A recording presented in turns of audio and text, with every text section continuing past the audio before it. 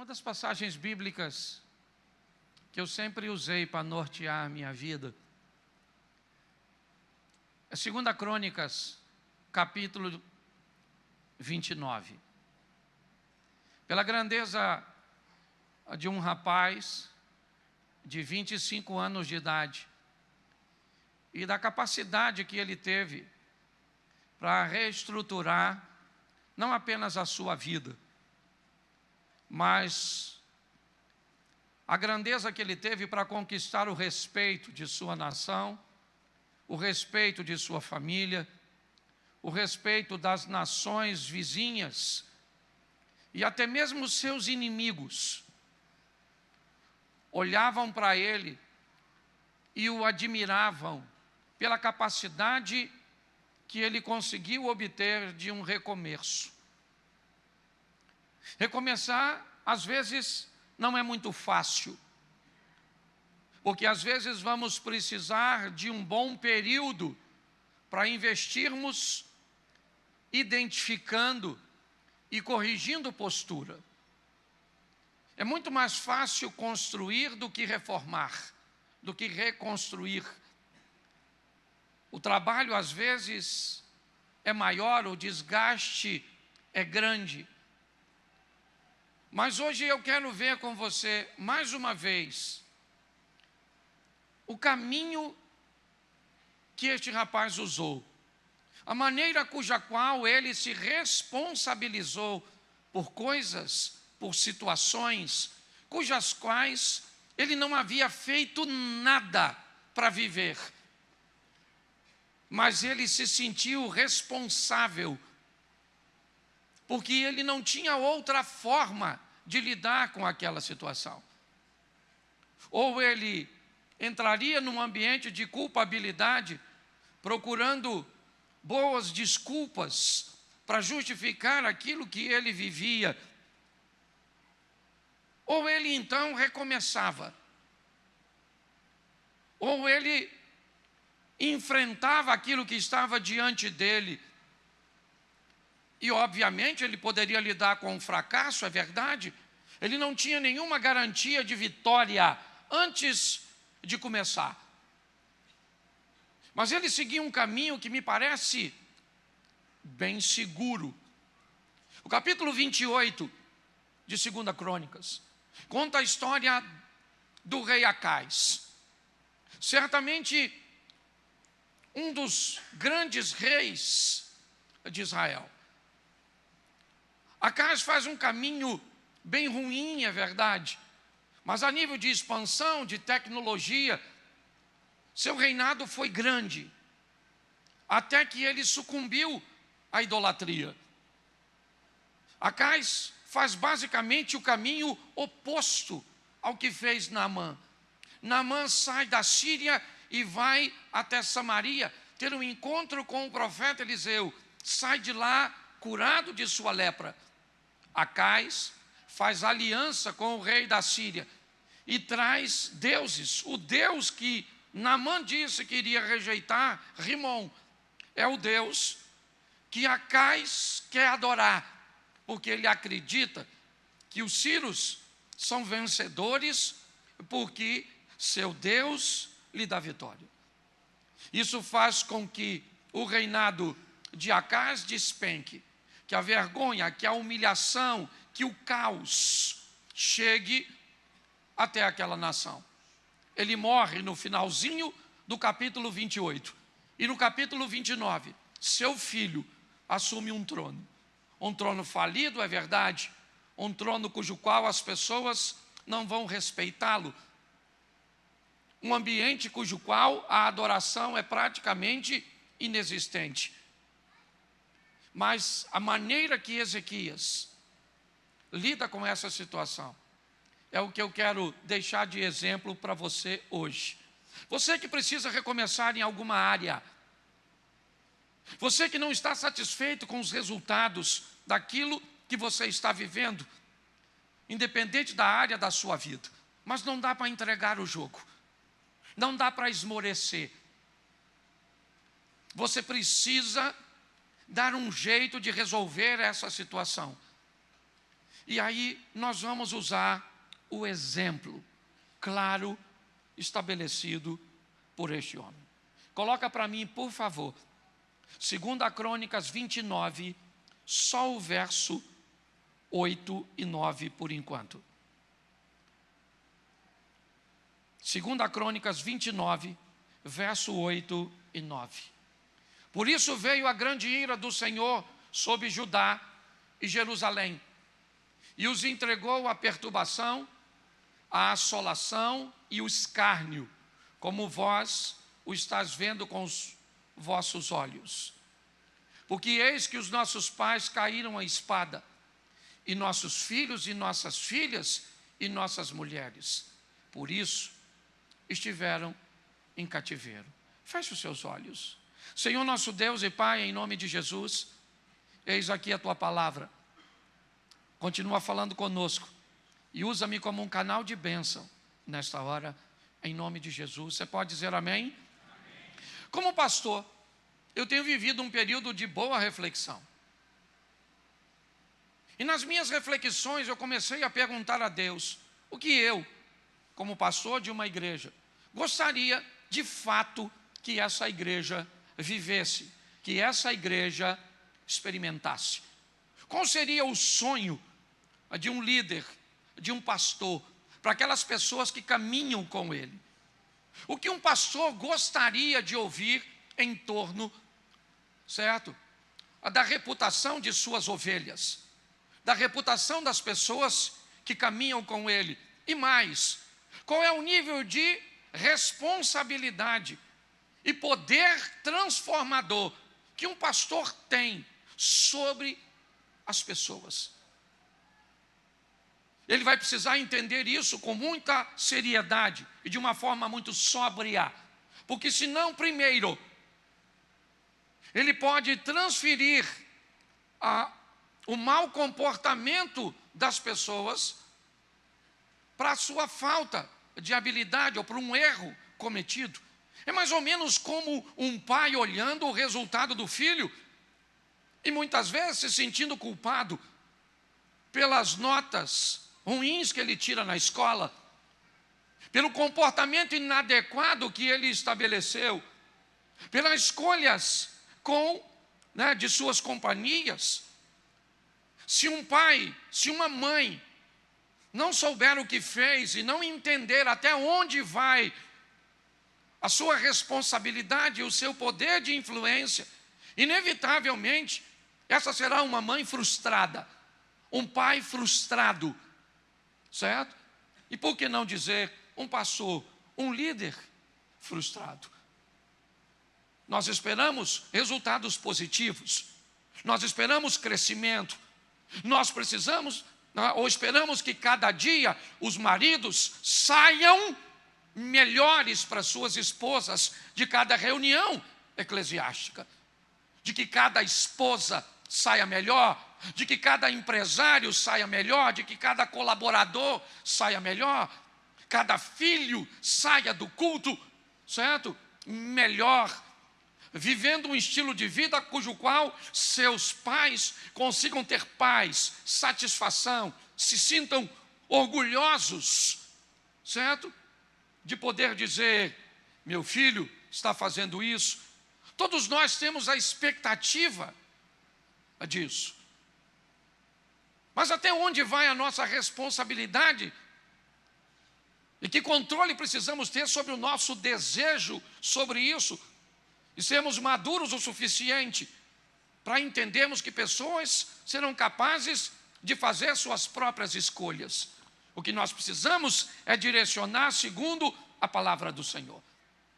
Então nós temos algo precioso nos 2 versículos que eu te mostrei agora. Nós temos alguém que sabe onde está e o que está vivendo. Nós vamos ver a clareza cuja qual Ezequias enxerga o seu presente. Não interessa o passado. O futuro também ainda não é uma realidade. O que ele tem é o seu presente, o hoje, o agora, o aqui. O que ele tem são os recursos, que podem ser poucos, podem ser insignificantes. O que ele tem é o apoio. Que apoio? Talvez não o que gostaria, mas o que tem que contar. A realidade dele. Ele consegue enxergar com muita clareza. E mais do que enxergar sua realidade, ele precisa mostrar sua realidade para a comunidade cuja qual ele está liderando. Então coloca o verso 8 e 9 de novo, só para nós entendermos. Preste atenção no que ele está fazendo. Esse indivíduo nos 2 versículos faz uma leitura do hoje. Pastor, o que você quer? Eu quero que você olhe para o seu casamento hoje. E olhe para o seu casamento numa visão realista. Eu quero que você olhe para a sua situação financeira, certo? Segundo ela está hoje. Não é o que você viveu ontem, não é o que você espera viver amanhã. É você olhar para a sua vida com Deus hoje. Não é o que você fez em tal lugar, como operou, como você dirigiu, como as coisas aconteceram. Isso é passado. Se nós queremos viver uma vida extraordinária, nós precisamos ter uma visão clara do agora. Ele é claro nos 2 versículos. Note que ele está dizendo: por isso veio a grande ira do Senhor sobre Judá e sobre Jerusalém. O reino do sul, certo? Composto de 2 nações. Samaria está ao norte, é o povo de Deus. Até Samaria vai vencer uma guerra contra Judá e Jerusalém nesta ocasião. Mas Ezequias tem uma visão clara. A visão dele é, certo, nós estamos debaixo de uma grande ira do Senhor. E por causa disso, ele os entregou à perturbação, à assolação, ao escárnio, como vocês estão vendo com os seus próprios olhos. Olha o que ele está dizendo: abra os olhos e olhem para aquilo que nós estamos vivendo. Olhe, avalie a situação de vocês, avalie a casa de vocês, a família de vocês, as finanças de vocês. É isso que ele está dizendo. Eu não estou passando uma visão minha, é o que Ezequias está dizendo. Eu estou mostrando para vocês uma realidade que pode ser dura, mas é nossa. Que pode ser difícil, mas é nossa. É isso que ele está tentando mostrar. No momento de dor, de crise, muitas pessoas optam por não enxergar a verdade, por procurar alguma forma de maquiar a realidade, porque ela é dura. Você está enfrentando uma dificuldade para se manter no trabalho, no emprego. As coisas estão diminuindo. Mas você não tem coragem de chegar em casa e de dizer qual é a realidade para sua esposa. Chamar seus filhos e dizer a realidade: nós não estamos vivendo um momento bom. Olhar para o seu casamento, olhar para a sua vida e ter a coragem de ter uma visão clara, nítida, mas real. Pode ser desafiadora. Pode ser difícil, às vezes, chegar na igreja e chamar um líder e dizer: cara, nós estamos à beira de um divórcio. Nós temos 30 e poucos anos de casado, mas não estamos vivendo um tempo bom. Sabe? É olhar para seu filho que às vezes está com um comportamento que pode envolver drogas, sexo, rebeldia, mas às vezes você não sabe como resolver. E por não saber como resolver, o que você faz? Vista grossa. Finge que não está acontecendo nada, porque você não quer encarar uma realidade, por ela ser dura. Às vezes você olha, a sua vida com Deus está uma droga. Você vem para a igreja, não sabe nem porquê, mas não tem coragem de admitir isso. Ezequias está dizendo: eu sei onde nós estamos. Põe o verso 9. Porque eis que os nossos pais caíram à espada, e os nossos filhos e nossas filhas e nossas mulheres. Por isso, estiver em cativeiro. Preste atenção, porque ele sabe exatamente onde está. Isso é um bom começo. Mas mais do que saber onde está, é importante você conseguir descobrir o que te levou para essa situação. Porque se você não for capaz de descobrir o que te levou para essa situação, é só uma questão de tempo até você melhorar e piorar de novo. Crescer e diminuir novamente. Saber o que te levou para aquela situação. Ele já sabe onde estamos. Estamos num ambiente ruim, de humilhação, de perdas, de invasão, de morte, de destruição familiar, de perda, de comunhão com Deus. Mas o que foi que nos levou para aquele ambiente? Você sabe o que foi que fez você cometer um adultério? Você sabe o que foi que fez você ficar endividado? Você sabe o que fez você parar de orar? Você sabe o que foi que fez com que seu filho ficasse com esse comportamento? Você sabe o que fez seus negócios caminharem para o que estão vivendo agora? Não sabe não? Então, se você não sabe, você pode até receber a bênção e ajuda de alguém que vai fazer com que o seu negócio novamente se erga. Mas se você não descobriu o que fez conduzir você para a situação que você estava antes, se prepare, porque é só uma questão de tempo até você viver a ameaça do caos novamente. Se não sabe o que fez seu casamento cair nesse esfriamento, nesse distanciamento, não sabe? Então tá bom. Então você pode ir a um congresso de família, você pode ir a um retiro de casais, você pode ir a um trabalho de libertação, mas fique tranquilo, porque isso será apenas um paliativo, é só uma questão de tempo até você ser assombrado por aquilo novamente, porque você não é capaz de identificar o que te conduziu para aquela situação. Durante alguns períodos da minha vida, eu fiquei endividado. E vivi isso, 3, 4 vezes ao longo da minha vida.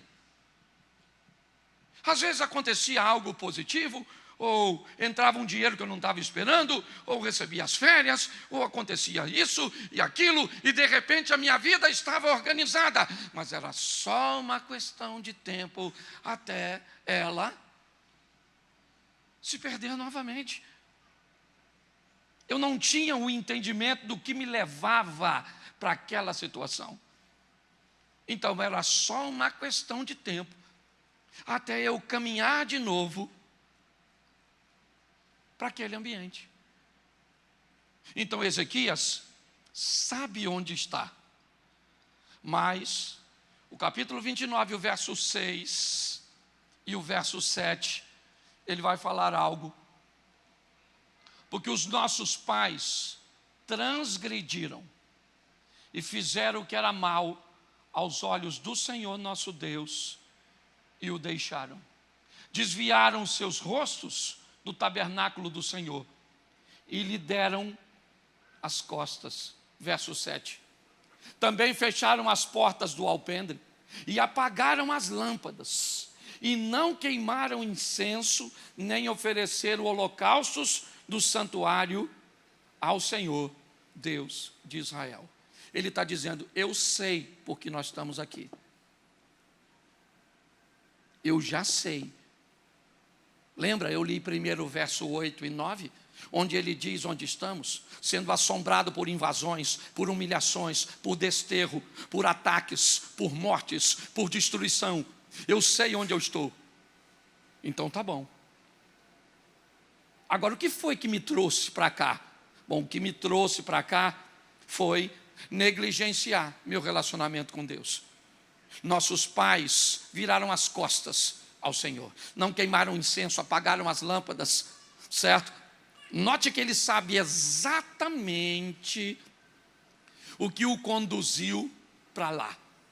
Ele tem uma visão nítida, pode não ser boa, é verdade, pode não ser agradável, mas ele foi obrigado a olhar com clareza, porque Neemias quer sair, ou Ezequias, perdão, quer sair de um lugar para cujo qual ele não volta mais. E a única forma de você não repetir aquilo que já aconteceu é tendo uma lembrança nítida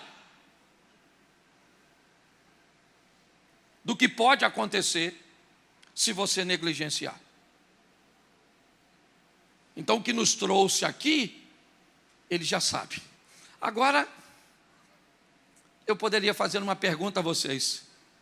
Você acha que ele quer sair dessa situação? Sim ou não? Me ajuda aí, ele quer sair, sim ou não? Exatamente, ele quer sair. Porque ninguém quer ficar num ambiente ruim. Se alguém está num ambiente ruim, inevitavelmente essa pessoa quer sair. Mas querer sair não é quase nada.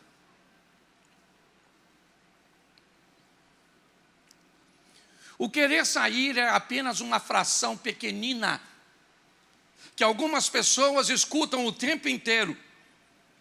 Para você mudar seu casamento, basta querer.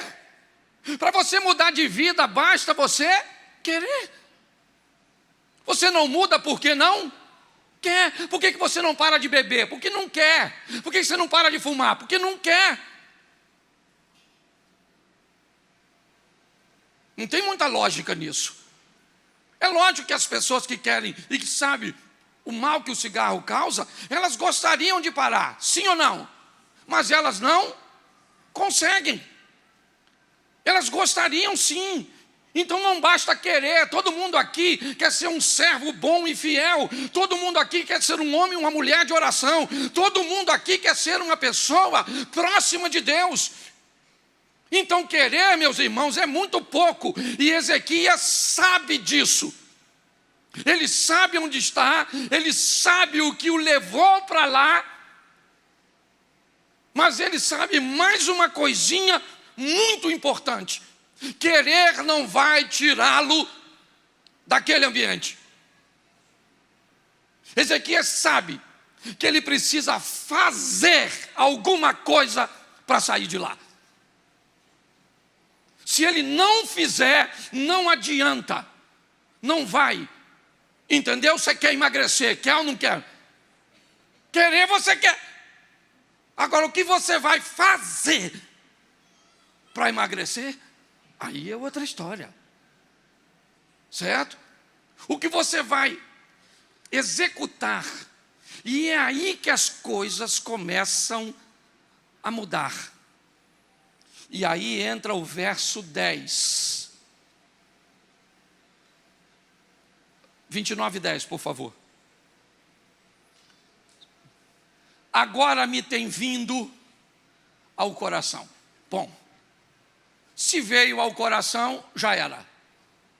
Se chegou no coração, ocupou o espaço certo. Porque quando algo vai para o coração, a probabilidade dele se materializar, ela é quase 100%. Coisas que vão para o coração conseguem vencer quaisquer barreiras. Quando algo vai para o coração, já era. O jovem pródigo, ele era alguém que tinha tudo na casa do pai. Até que o coração dele diz para ele, vai embora. E quando o coração diz para ele, vai embora, ele foi embora. Davi era um homem de Deus, até o coração dele se dizer a ele, se deita com Batseba. E o homem, segundo o coração de Deus, se deitou. O dia que o coração de Davi disse, mata Urias, ele deu um jeito e matou Urias. Qual é a grande dificuldade? É assumir o que fazer no coração. Às vezes nós temos muita facilidade de falar ao seu ouvido. Termina um culto e você diz, nossa, gostei dessa palavra, uma palavra boa, certo? Me deu uma direção. Mas aí você descobre depois que ela não causou quase impacto nenhum porque ela conversou apenas com o seu ouvido, mas não foi capaz de falar com o seu coração. Eu aprendi que coisas ruins falam mais ao coração do que coisas boas.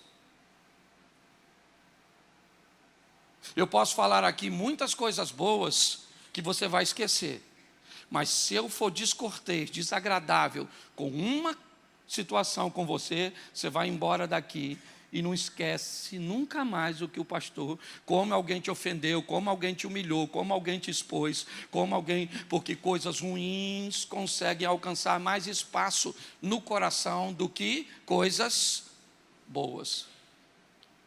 É assim que funciona. Ezequias é alguém que diz, olha, agora me tem vindo ao coração que façamos uma aliança com o Senhor Deus de Israel, para que se desvie de nós o ardor da sua ira. Por que ele quer fazer uma aliança? Porque os pais dele quebrou uma aliança. Ele já sabe, disse isso nos versículos anteriores. O que nos trouxe para cá foi uma quebra de aliança. O que eu vou fazer? Eu vou acender a lâmpada que meu pai apagou. Eu vou abrir as portas que meu pai fechou. Eu vou tirar a imundícia que meus pais fizeram. Fui eu que fiz? Não. A culpa não é minha, mas a responsabilidade é minha. A culpa é sua, da sua família, 3, 4, ter se divorciado? Não, mas é responsabilidade sua manter um casamento. É culpa sua termos tanto exemplos negativos na igreja e fora dela? Não, mas é responsabilidade sua manter uma vida decente e íntegra ao lado do Senhor dos Exércitos.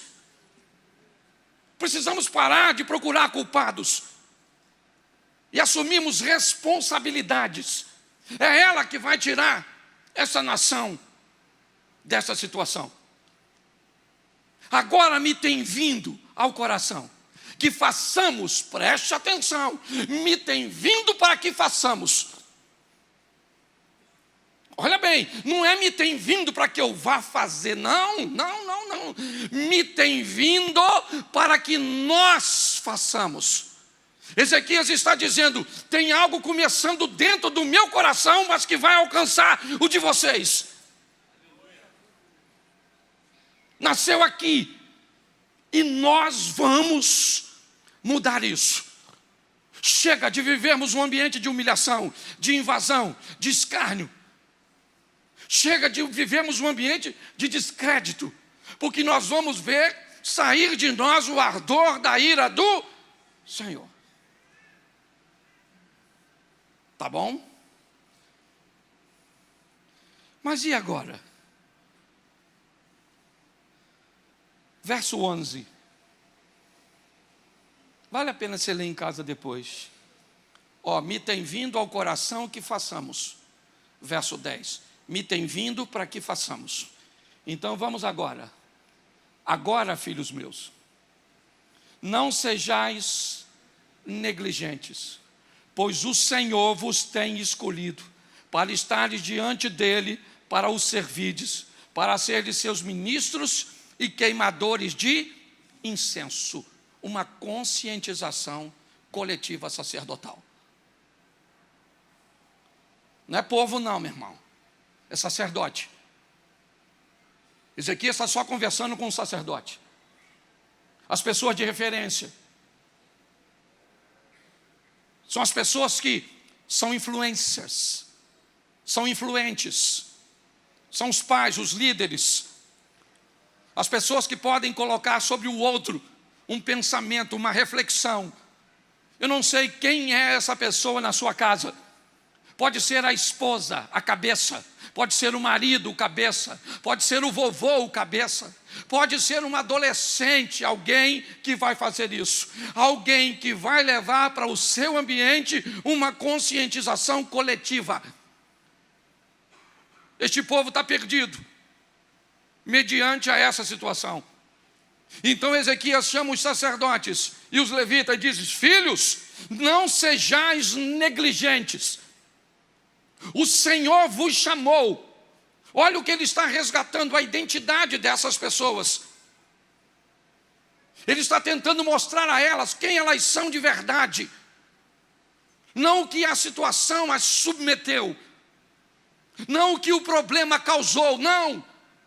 Nós vivemos juntos, mas não nos amamos. Nós não temos mais como resolver isso. Não tem nada disso, não. Ele está chamando. Ele diz, o Senhor vos tem escolhido. Foi o Senhor que escolheu vocês para estar diante dele, para os servirdes, para ser de seus ministros e queimadores de incenso. Vamos embora, sacerdote, vamos embora, levitas.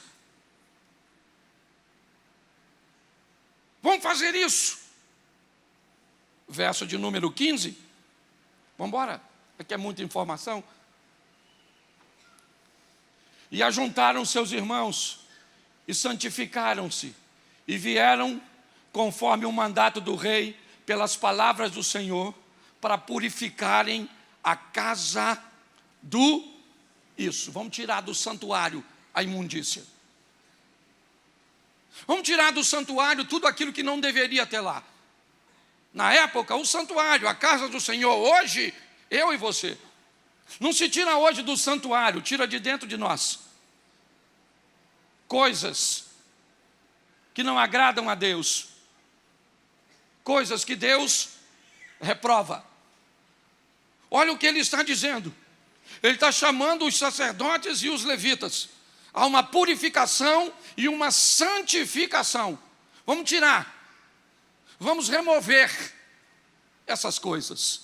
Vamos embora, gente. E eles começam este processo de remoção. Hábitos, ambientes, companhias, vocabulários. Eu não sei o que nós temos que tirar.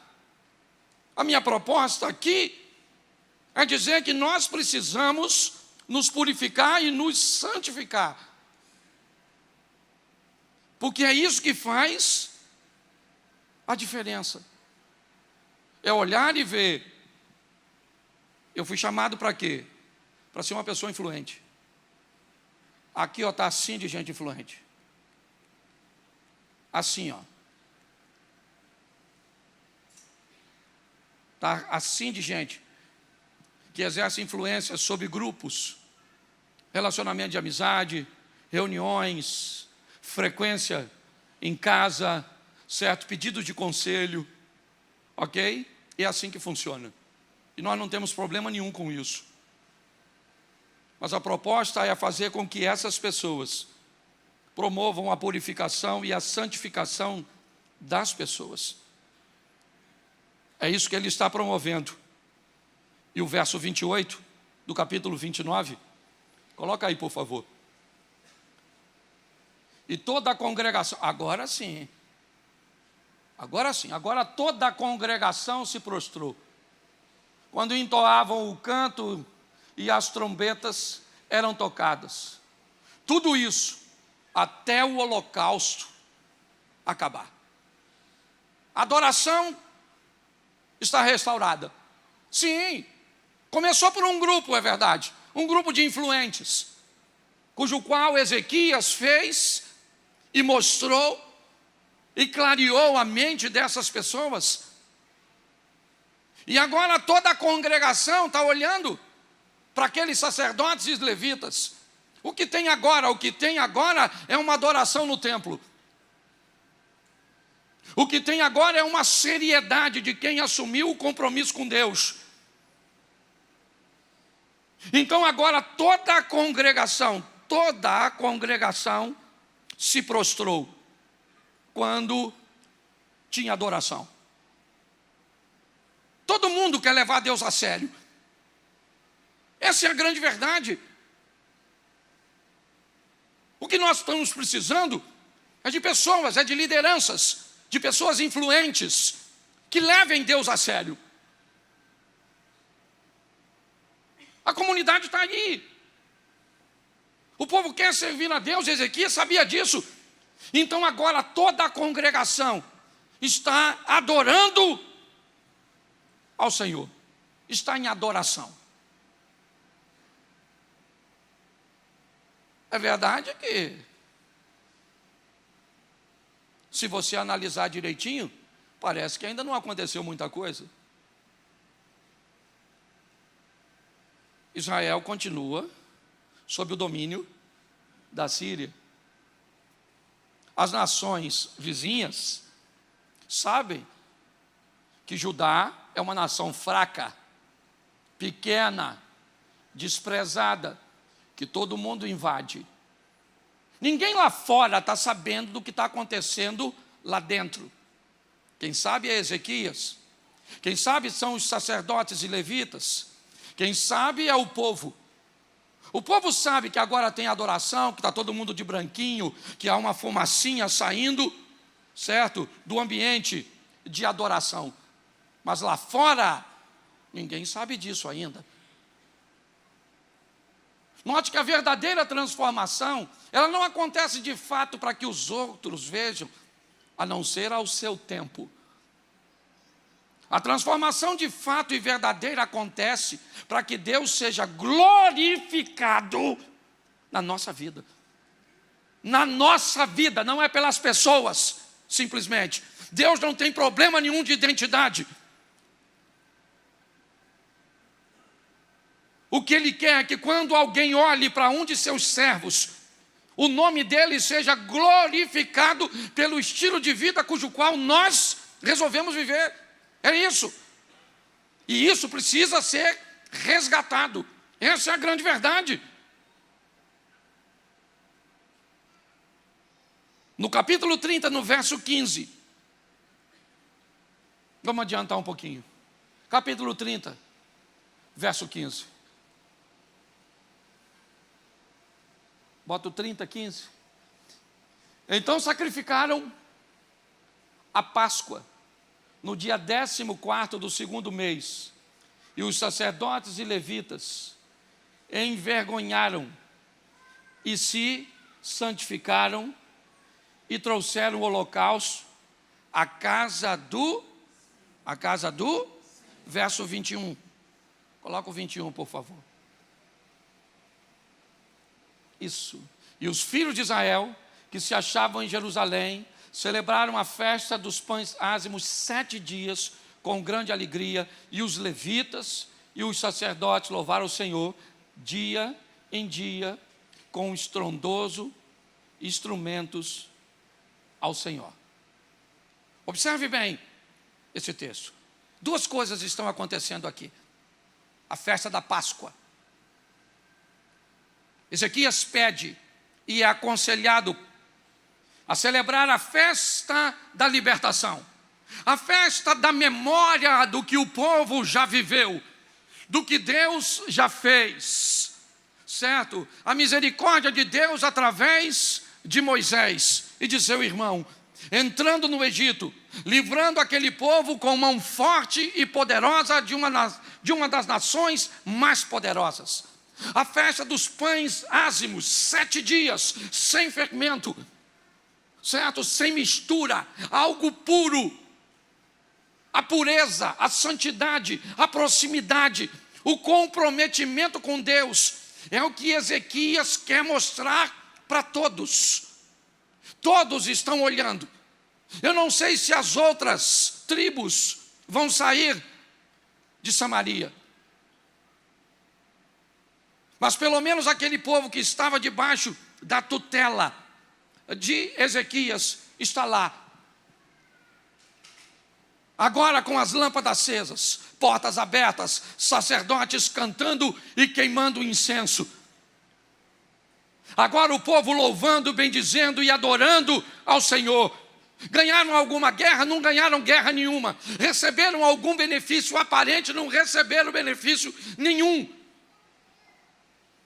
Quem morreu, morreu. Quem se perdeu e pronto.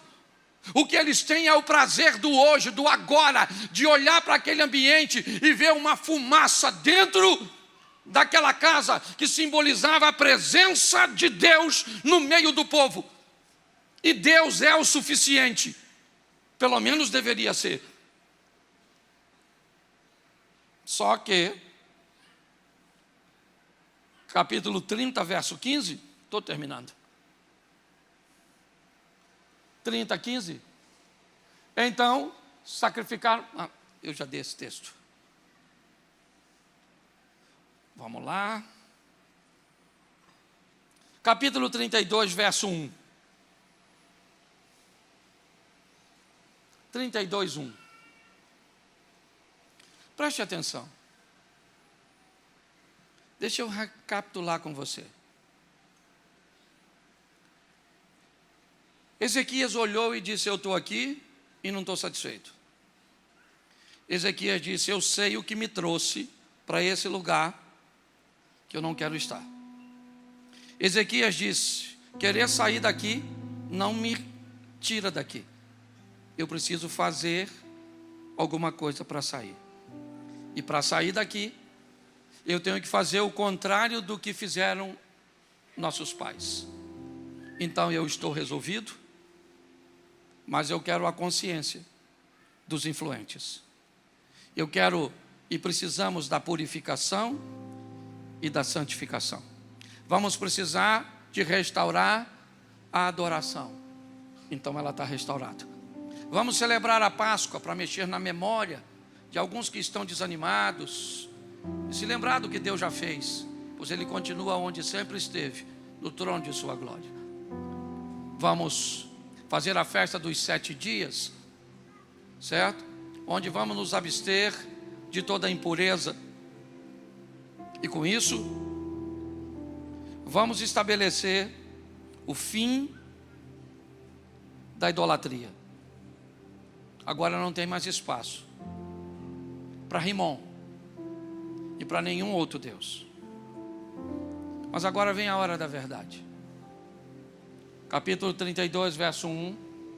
Depois dessas coisas e desta verdade, veio Senaqueribe, rei da Assíria, e entrou em Judá.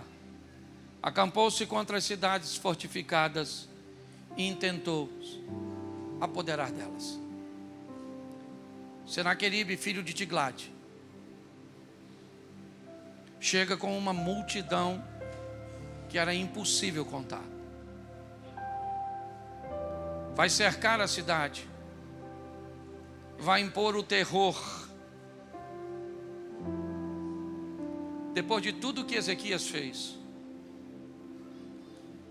não deu tempo de Ezequias fortalecer seu material bélico, não deu tempo de treinar seus soldados, não deu. Ele estava investindo tempo em fazer uma aliança com o Senhor. Ezequias não disse que estava vivendo aquilo porque faltava dinheiro, porque faltava armas, porque o governo era corrupto, porque o ministro da Justiça abusava de tudo. Não era porque o bairro estava numa comunidade desfavorecida. Não é porque a economia estava em decadência. Ezequias disse: nós estamos aqui porque Deus foi embora. Se Deus voltar, as coisas mudam. Depois de tudo que ele fez, quebrou os postes, acabou com a adoração, estabeleceu a Páscoa, os pães ázimos, a restauração da adoração, a purificação, santificação, conscientização coletiva. Lá está o maior inimigo.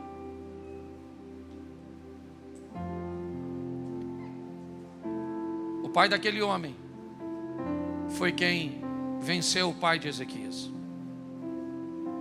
E depois dessas coisas, veio Senaqueribe e acampa-se contra as cidades fortificadas, tentando se apoderar delas. Capítulo 32, verso 22. Capítulo 32, verso 22. Assim, livrou o Senhor a Ezequias e aos moradores de Jerusalém da mão de Senaqueribe, rei da Assíria, e da mão de todos os lados e da mão de todos, da mão de todos, e de todos os lados os guiou. Ezequias agora começa a receber visita de líderes das nações vizinhas, outrora inimigos, pessoas que estabeleciam coalizão para lutar contra ele. Esses homens agora não trazem armas, eles trazem ouro, prata, incenso, tecidos. Nenhum deles agora vem contra Ezequias querendo guerra, todos eles querem acordo de paz. Nenhum deles quer se meter com Ezequias. Não é porque Ezequias tem um exército poderoso, não é porque ele tem um general como Naamã, um soldado como Golias. Não. Ele não é temido como Sísera. Ezequias diz algo a seu povo: com ele está o braço da carne, mas conosco está o Senhor dos exércitos.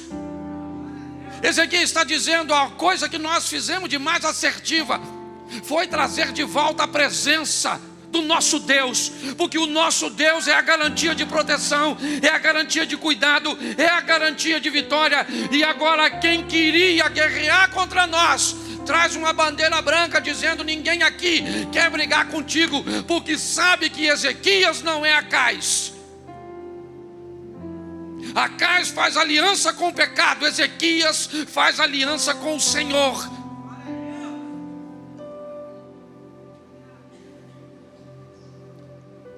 Dava até para acabar aqui, não dava?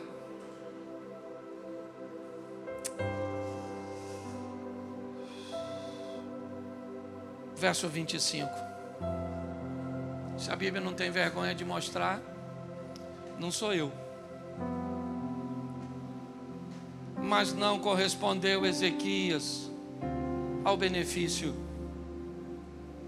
que lhe fora feito, porque o seu coração se exaltou, e por isso veio a grande ira sobre ele e sobre Judá e Jerusalém. Pastor, por que usar esse texto? Por que não deixar terminar, né? Porque a proposta é nos dar um alerta de que você vive com Deus hoje não serve para sempre. A vida com Deus é diária. Conhecer e prosseguir conhecer ao Senhor. Você viverá de glória em glória. Você viverá de fé em fé. Não interessa o que você fez ou quem você foi. O amanhã não quer saber isso. O amanhã quer saber apenas quem você será. Infelizmente, Ezequias cresceu bastante, prosperou como ninguém. Se não bastasse a sua boa gestão, se não bastasse a presença de Deus, ele ganhou a notoriedade, ele ganhou a notoriedade, ele ganhou o respeito, ele ganhou a admiração, ele ganhou o medo daqueles que estavam ao seu redor, e não soube lidar com o sucesso. Foi bom para lidar com o fracasso. No fracasso, ele teve um alto poder de recuperação. Cuidado quando você estiver emagrecendo. Cuidado quando você estiver bonita. Cuidado quando você estiver ganhando dinheiro. Cuidado quando você estiver numa posição onde a admiração, o respeito estarão focados em você. Para Satanás, o interessante é te derrubar. Se é te derrubar com o caos, ele vai usá-lo. Se é te derrubar, certo? Dando a você aquilo que a maioria de nós queremos o reconhecimento, ele teve problema. É verdade. Seu coração se exaltou. A soberba que precede a ruína também alcançou o coração de Ezequias. Esse é um grande alerta nosso, para nós. É obviamente que ele vai se arrepender. A história dele termina até legalzinho, não tão bem quanto deveria, não tão bem quanto um cara como Moisés, não tão bem quanto um cara como Abraão, não tão bem quanto um cara como Isaac. Não foi tão gloriosa, mas ele se arrepende, mas cria um filho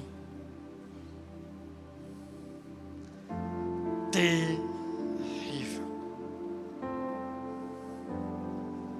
E a fala de Ezequias é que nos mostra a fragilidade de um homem.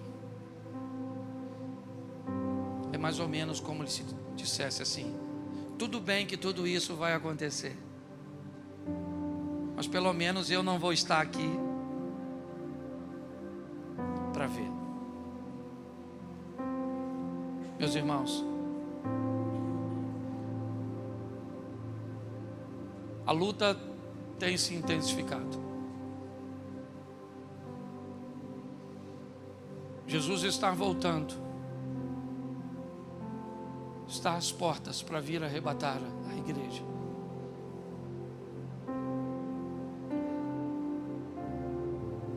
Arrume sua mochilinha, prepare-se. Quando será que ele vem, pastor?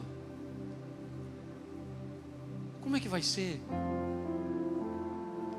Tenha pouca preocupação quanto a isso. Concentre-se em viver uma vida de santidade, porque a hora que ele voltar e a trombeta tocar, os mortos ressuscitarão primeiro, mas nós vamos ouvir o chamado, o alarido do nosso Senhor que está voltando para nos buscar. Olhe com clareza para o seu hoje. Tome decisões que leve você para um ambiente de sucesso. E o sucesso de verdade está em colocar Deus no centro